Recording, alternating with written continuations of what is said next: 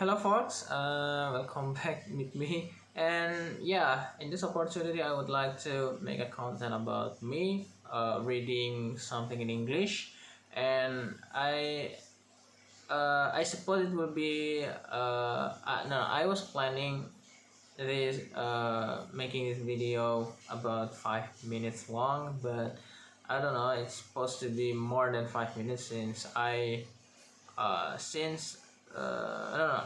So in this kind of in this segment, I'd like to make a video about me reading maybe an article or a journal or a story and so on in 5 minutes at least. But yeah, so I decided to start reading from stories because it will be more consumable, more understandable. But yeah, it depends on me. And yeah, I mean uh reading a story is more enjoyable than reading an article or a journal or maybe news that I'm not that kind of interested in those kind of things. So I found no, I not found I don't find it. I didn't find it, but someone from EF gave me about short stories from 100 selected stories by O. Henry. So yeah, I don't know. Uh, the I mean the greeting or the opening will be only in this video. The long uh, opening will be only exist in this video, and later on I will just say what day today is 23rd of June 2026, and then what type of uh, text that I would like to read on that video. Is it an article or a journal or a story, and what the title, and then I will start the reading right away. So I will start from the first story. The title is "The Gift of the Magi." Yeah, it is 5 pages long, and yeah, I don't know if I can make it in one video. I think I will make it 5 parts. I don't know. So, the gift of the Maggie. $1.87. That was all, and 60 cents of it was in pennies. Pennies saved one and two at a time by bulldozing the grocer and the vegetable man and the butcher until one's cheek burned with the silent imputation of parsimony that such close dealing implied. 3 times Della counted it. $1.87, and the next day would be Christmas. Christmas. There was clearly nothing left to do but flop down on the shabby little couch and howl. So Della did it, which instigates the moral reflection that life is made up of sobs, sniffles, and smiles, with sniffles predominating. While the mistress of the home is gradually subsiding from the first stage to the second, take a look at the home. A furnished flat at $8 per week. It didn't exactly beggar description, but it certainly had that word on the lookout for the mendicancy squad. In the vestibule below was a letter box into which no letter would go, and an electric button from which no mortal finger could coax a ring. Also appertaining thereunto was a card bearing name Mr. James Dillingham Young. The Dillingham had been flung to the breeze during a former period of prosperity when its possessor was being paid $30 per week. Now, when the income was shrunk to $20, the letter of Gillingham looked blurred and thought and so they were thinking seriously of contracting to a modest and unassuming assuming D.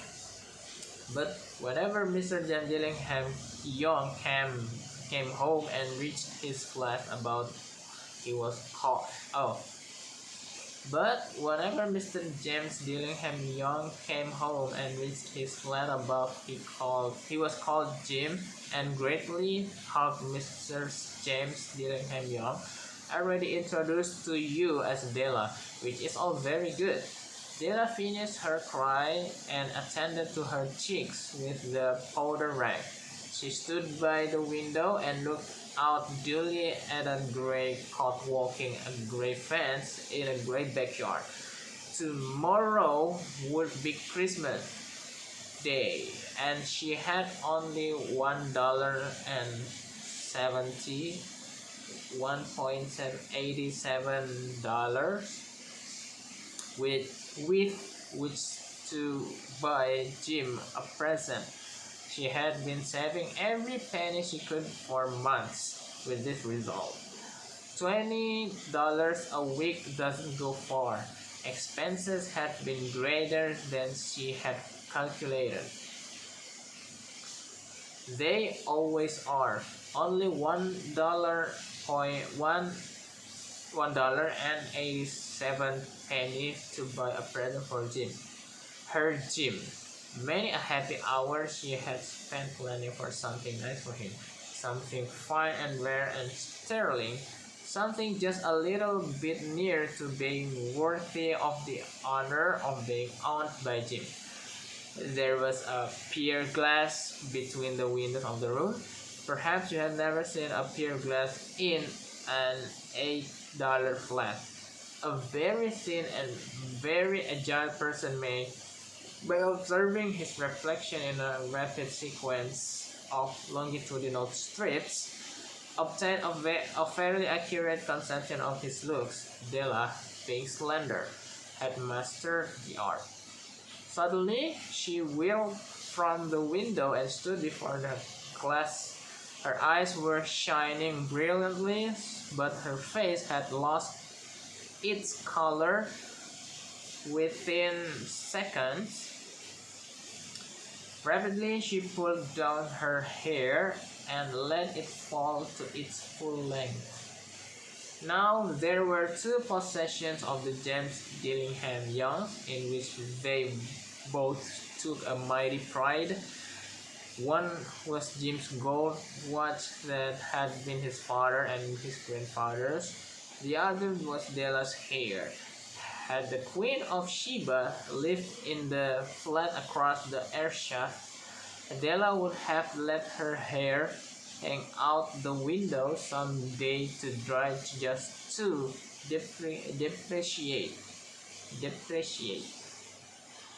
Her Majesty Zeus and Gift had King Solomon been their janitor, with all his treasures piled up in the basement, Jim would have pulled out his watch every time he passed just to see him pluck at his bird from envy. So now Della's beautiful hair fell about her, rippling and shining like a cascade of brown water. It reached below her knee and made itself almost a garment for her. And then she did it up again nervously and quickly. Once she faltered for a minute and stood still while a tear or two splashed on the worn red carpet. Yeah, I almost finished 2 pages from 5. 2 pages out of 5 pages. 2 out of 5 pages, and I don't understand anything. I just know that Della is is about to face Christmas, and she's planning to buy a gift for James. That's what I know, Ben. And she saved her money day by day, and she's planning on saving about $20 a day, if I'm not mistaken, and she just got $1 and 87 pennies at the end uh, of her struggle, her journey in saving. And yeah, that's all I don't know if my I remember it correctly, if I understand it correctly, if I don't know. Yeah, that's reading for today. Thanks for your attention, and goodbye in the next video.